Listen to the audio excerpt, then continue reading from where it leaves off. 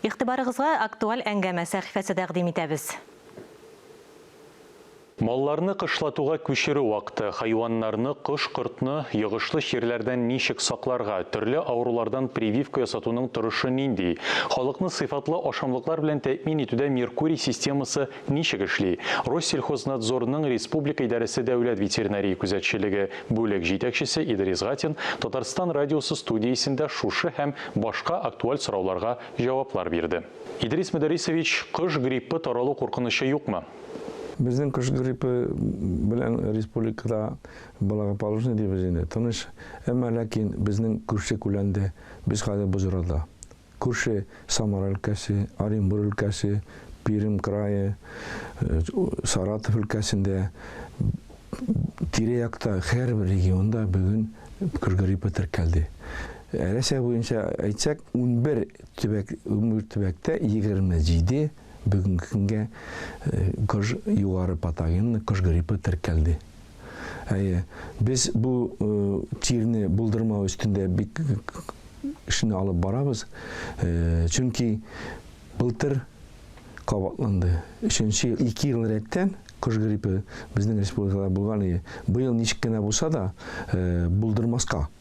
Чөнки үзегез беләсез, ел былай да авыр, құрылық, азық мәселесіне келгенде де, аннары пандемия бір яқтан бетінде халық арасында ауырлық тудырды, әлі девам ете.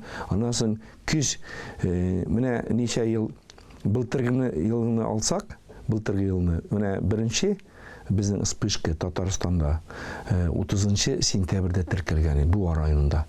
Күзге якта әле безнең октябрь айы кирдегенә, октябрь-ноябрь айында хәзер читкә җылыякка китүче кошлар, алар шулай аларның рефлексы безусловно дип сөйлибез инде. Күбрәк тә китәр алыннан җыелып, зур фабрикалар тирәсенә, каз тоткан хуҗалыклар, маллар, фермер хуҗалыкларымы, или эшкуарлар, тавык мясный направленный бройлерлар фабрикалар тирәсендәме алар җыела. Шуңа күрә бигрәк тә уяу булырга кирәк. Транспорт керүне кешеләр белән кеше бит тарату безнең. Кешеләр авырмаса да без үзебез авырмыйбыз бу авыру белән. Әмма ләкин кеше үзе аяклары белән транспорт аша, азык буенча, анасын фабрика тирәләрендә безнең күп кенә менә шул китә торган кышларны күзәтергә кирәк. Аларны берәм әгәр үлгәннәре булса лабораторияләргә сузмыйча гына тиз арада тикшертергә кирәк. Тикшерү алып барырга без һәр вакытта уя булырга тиеш бу мәсьәлә буенча. Бердәм булып, әгәр ветеринар белгечләренә түгел, безнең белгечләренә түгел, бөтен хуҗалык җитәкчеләре, инвесторлар шушы мәсьәлә буенча көндәлек эш алып барсалар. Малларда лейкоз чирен бетерү буенча эш ничек тора?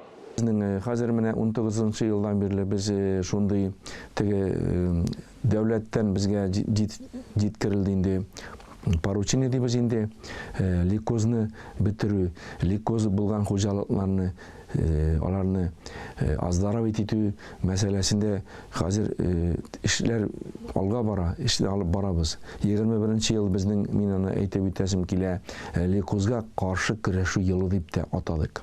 Моны ветеринарның баш идарәсенең Алмаз Габдрәүфовичның еллык нәтиҗә 20 елга нәтиҗә ясаган вакытта атады. Без бу эш юнәлештә эшне алып барабыз, әмма әкертен бара, сүлпән бара. Аны бер генә елда да, 2 генә елда гына бетереп булмый лейкозны. Шуңа карамастан бу юнәлештә эш бара. 19 елга чаклы безнең 62 хуҗалык санала иде. Бүгенге көндә инде безнең 200дән артык хуҗалыкта. Алар саналар безнең неблагополучный дип саныйбыз инде. Вирус буенча бу лейкоз, сыерларның вирусы, лейкоз вирусы буенча. Монда аерым эшләр алып барыла.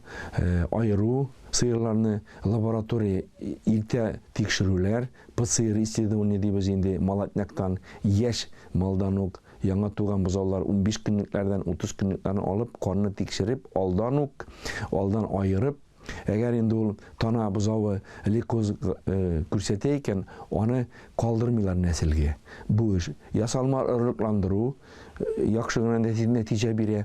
Аннан соң инде бүтән тирис белән эшләү, ветеринарий таләпләренең, аның күп үзебезнең бар, безнең инәләр белән эшләү, инде теге вакуум одноразовый дибез инде ина белән эшләү, һәм башкалар. Менә аннан соң теләсә каян мал алмау, тикшерелгән генә, лейкоз булмаган хуҗалыклардан, өлкәләрдән, төбәкләрдән нәселгә алып кайту безнең контрольдән чыкмый. Җәен дуңгыз чумасы очраклары теркәлде. Хәзер хәл ничек? Безнең 20 елның декабрендә беренче очрак булган кыргый дуңгызлар арасында, бу Алабуга районы национальный парк дип biz инде. Бу федеральное значение паркта. Аннан соңгы очракны әйтеп үтәсем килә. Безнең хәзер республика карантинны битердек, карантин төшерелде, республика санала безнең благополучный. Соңгы очрак булды безнең Яңа Чишмә районында, Красновидово дигән охот хуҗалыгында. Но моның белән тынычланырга ярамый, чөнки ул кыргый дуңгызлары, аларның битендә бер тәүлеккә 75-80 километрга хәлле йөрү үтәргә мөмкин. Кыргый дуңгыз өчен бигрәк тә шик куелмаган.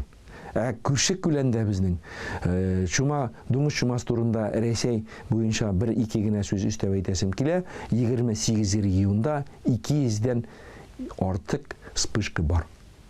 Без шуны әйтәсем килә, менә югары патогенлы грипп буенча да, аннары дуңгызларның Африка чумасы буенча да без бүгенгә блокадада. Уяулык һәрберебездән дә уяу булырга, таләпләрне, ветеринария, санитария таләпләрен үтәргә кирәк. Хайваннарга йогышлы чирләрдән прививка ясату өчен кемгә мөрәҗәгать итәргә? Менә 30 сентябрьгә инде шәхси хуҗалыкларда бүтән эшләр эшләнелде. Баш ветеринария идарәсенең мәгълүматлары буенча. Анда туберкулезга тикшерелә инде беренче чиратта. Аннан соң Себер түләмәсе ясала безнең имкар, менә мин әйтәсе килә инде эремегезләр терлек турында беренче чиратта. Чөнки сөт күн сайын сыерның сөте савыла, күн сайын сатыла, аны кулланабыз, кайнатмыйча да кулланабыз. Шулай лабораторияләрдә бруцеллезга бу инде гышлаулылардан бирәк кешеләр дә чирли бруцеллез белән. Бруцеллез бит инде ул безнең кеше өчен дә зарарлы, зыянлы авыру дибез. Лейкозда һәрбер сыер тикшерелә. Аннан прививкаларга килгәндә бүтән прививкаларда ясалды. Хәзер инде эшне алып баралар крестьян фермер хуҗалыкларында, кемнәрнең менә аннан соң инвесторларның агрофирмаларда бу эш хәзер башланды. Көзге бүтән противоэпизоотический мероприятиеләр үтәлә. План буенча һәрбер баш сыермы, сарык җенесе, ат, дуңгыз шул исәптә һәрберсе дә контрольдә тора. Баш ветеринария идарәсенең. Һәрбер авылда безнең бар, аларның транспорт белән дә обеспечены. Вакцинага килгәндә, вакцина безнең дәүләт тарафыннан да бушка да бирелгәне бар. Кайберләр инде аның түләүле, шуңа күрә аларның үзләренең прескурантлары бар. Халыктан җыела акча күпмедер күләмдә. Бу инде ул беренче генә ел түгел. Безнең һәрбер сыер тотучы, сарык тотучы, ат тотучы бу мәгълүмат һәрберсендә бар. Сөт, ит ашамлыкларының сыйфатын яхшырту өчен меркурий системасы тиешенчә кулланыламы? Хәзер 100% нинди генә продукция булса да, ул бу инде сыр юга дип әйтеп әйтәсем килә. Сөт продукцияләре, ит продукцияләре, азык һәрберсенә меркурий аша документ чыгарыла. Меркурий буенча ветеринар сопроводный документны оформить еткән вакытта, анда инде күрсәтелә справка благополучия дейбез инде. Кайсы урыннан чыга благополучиесе, нинди вакцинациялар ясалган, аннан нинди лабораторный исследованиялар үткән, һәрберсе дә анда минутына, секундына күрсәтелә, нинди транспорт белән китә, кайчан киткән, кем алып бара, кайдан чыккан, кем оформить итә. Ветеринар белгече аны оформить иткән вакытта аның күрсәтелә. Урамнарда, өйләр арасында, шәһәр башында, юл читләрендә, юл кырыйларында сатып торучы юн дибез инде аны менә. Дуңгыз ите бигрәк тә беренче чиратта, тавык итләре, сыер ите, сөт, кайнатылмаган сөт һәм башка азыкка килсәк тә, аларның берсендә документы булмый. Күпчелек очракта. Документы булмаган. Аның каян чыкканын белмиләр. Нинди төбәктән килгән. Бу сатып алу катгы тыела. Әңгәмәгез өчен рәхмәт.